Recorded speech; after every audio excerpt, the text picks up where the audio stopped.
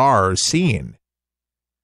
So when the fisherman, he came by, he knew that they were gravestones. But that's when a can of worms opened up, he said. The headstones spanned several generations, with one reading, Maria Jorsch, born 1882, died in 1905, and another, Casper Pajowski, 1875 to 1922, and a third headstone belongs to Edward Galka, who was born in 1918 and died in 1980. The marker says that Galka served in the Coast Guard and fought in World War II. What the world happened here? It's kind of a mystery. The fisherman said, I don't know how this happened or why they're here, but there they are floating out in Lake Michigan. He caught them, brought them in. Authorities are trying to figure out how in the world or what cemetery he came from, but you talk about a fish story there, bringing in these headstones, and these headstones, folks, are heavy. Gravestones. So hopefully they end up, who knows where the remains are. I don't know if somebody took him out of a cemetery and threw him in there. I don't know what the heck. It's a very oddball story.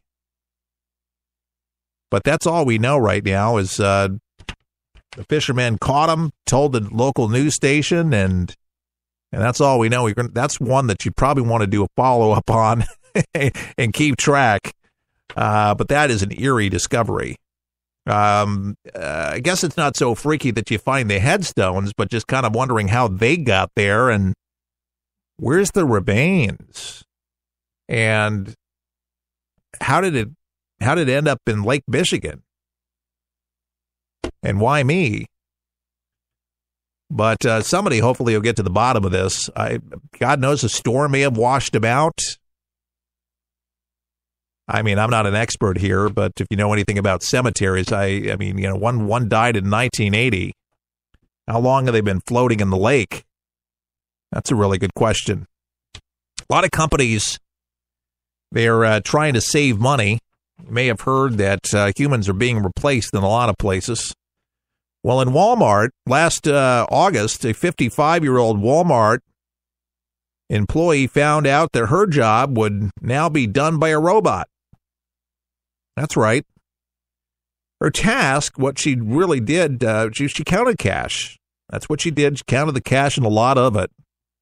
And she was to track the accuracy of the store's books from a desk in a windowless back room. And for all of that work that she did, she made a measly $13 an hour. And from some of you, you'd love to make $13 an hour, but she's been doing it a long time.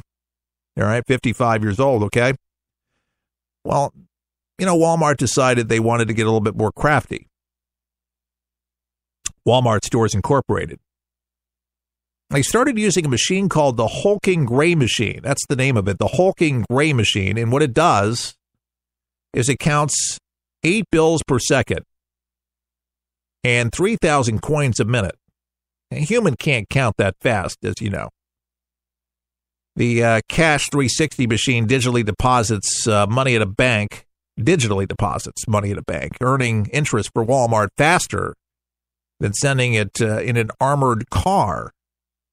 And it uses software to predict how much cash is needed on a given day to reduce excess. They think it will be more efficient in ways to process the money, said the employee, but has worked with Walmart for a decade. 10 years, folks. And talking about how Walmart is actually going to be incorporating a lot more robotics into their chain and more stores. And you're going to be seeing a lot more of this interaction with robots taking human jobs. This is going to happen. But Walmart says, don't fear. Judith McKenna, she's Walmart's U.S. Chief Operating Officer, and she was in an interview recently, but she says, but there's going to be the human interaction. She says, don't worry. It's going to be okay. But there are interesting developments in technology that mean those roles shift and change over time, she said. Interesting how she says it. Interesting developments in technology. All it means is roles are going to shift and change. You can become a Walmart greeter, maybe. Shopping is moving online, hourly wages are rising, and retail profits are shrinking. A formula that pressures retailers such as Walmart and Tiffany and Company to finding technology that can do the root labor for retail workers or replace them altogether. Will your job be replaced by a robot? Technology is getting better, folks. Getting a lot better. Yeah, the online retail thing has really challenged a lot, and even Walmart's, they're feeling the pinch. A lot of these jobs that were done by human beings, nope. Put the money in the machine, counts it, digitally puts it out, everything through the internet. Maybe your job's been replaced by a robot, or will be. So I tell folks, find something that is something just needed.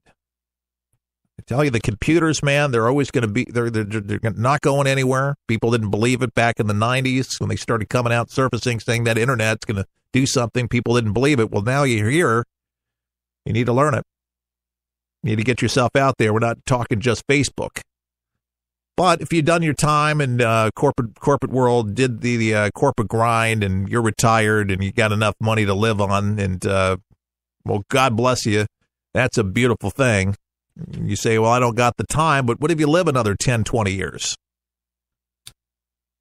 Learn something else. Keep busy. Keep the mind going. I talked to a gentleman, a very smart guy the other day, well, not the other day, but some months ago. And, he's in his 70s. I said, aren't you supposed to be retiring? And he goes, I'm afraid. And I said, why? Well, he said, well, I'm afraid if I sit down, I'm not going to get back up again. They say, doctors say, you keep on moving. It does keep the body going and keeps the mind going, keeps it sharp.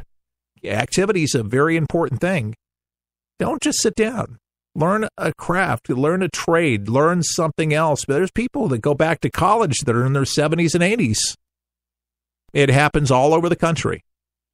Go back and get a diploma in something. Wasn't there a book out several years ago, The 7 Lives of Jack Welch? Good book. Yeah, I've read it.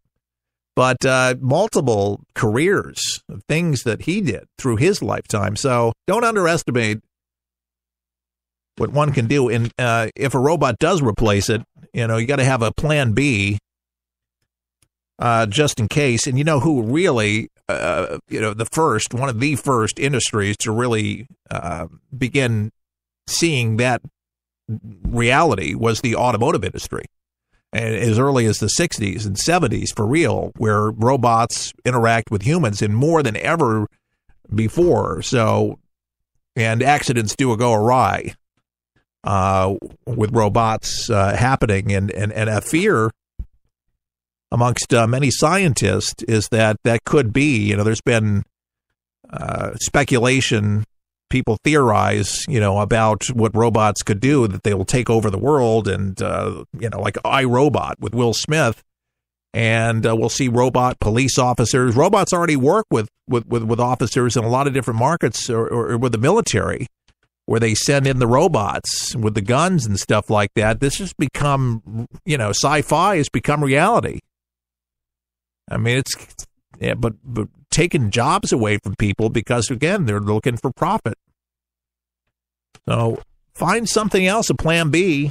You feel like your job is going to be replaced. I know in McDonald's, in a lot of different markets, they want you to be able to order from this giant iPad deal where you just order on a selector. It's not an all McDonald's, but eventually they want to do it. You might walk into a McDonald's or most restaurants now, and a robot will deliver your stuff. You might have robots cooking your Big Macs, if that's your deal. Could happen. Back to the story in Minnesota, and there's been some updates and information about why the officer maybe felt inclined that he had to shoot this Australian lady, Justine Damon, and apparently this Minneapolis police officer heard a loud noise from his squad car before firing a fatal shot, according to information released later yesterday by investigators. What they said was that this lady, this Australian, she approached the driver's vehicle window of the police vehicle immediately after the two responding police officers heard a loud sound. So the officer in the passenger seat, which was Mohammed Noor, he drew his weapon, and then he opened the driver's side window, according to the Minnesota Bureau of Criminal Apprehension, BCA, and started firing. Of course, she got hit in the abdomen and died. Now, the officer driving the car, Matthew Harity, interviewed with BCA, but Noor declined to be interviewed. Interesting. Noor, who fired his weapon, declined to be interviewed. Don't know if we lawyered up. His lawyer told him not to say anything. Maybe a lot of maybes there. But police in Minneapolis are reevaluating their body camera policy. As the city's assistant chief, Madera Arando, said in a press conference last night, he said that the city is 8 months into the department-wide rollout of body cameras, and that review focuses on how often officers activate them. You better get it straight and get it fast, so there's not something that's on the books to make it mandatory, so I guess the cops are going to be able to skate on this one. That's a beautiful thing. You think that the city of Minneapolis, they'd be able to get this, or Minnesota, they'd be able to get this worked out. Yeah, Minneapolis police officers, folks, that were involved with this Australian woman. And they didn't have their body cams on. They didn't have their dash cam on. And I understand that the body cams were activated after the shooting.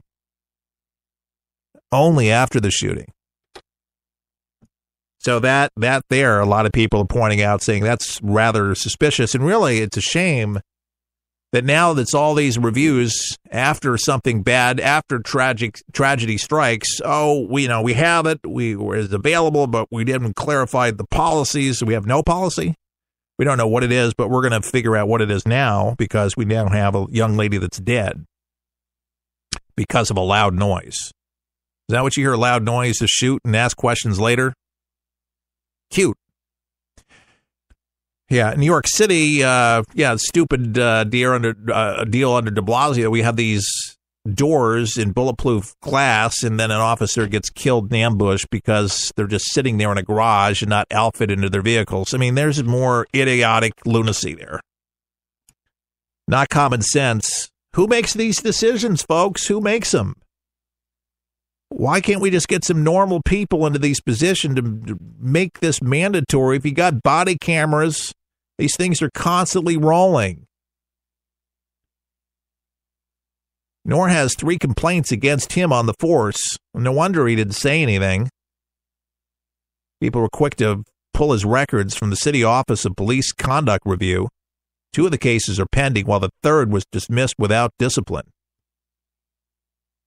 According to the BCA's preliminary investigation, Noor and the officer driving the car, Harity, responded to this 911 call from Damon about a possible assault near her home at 11:30, just refreshing your memory if you didn't get the gist of what happened.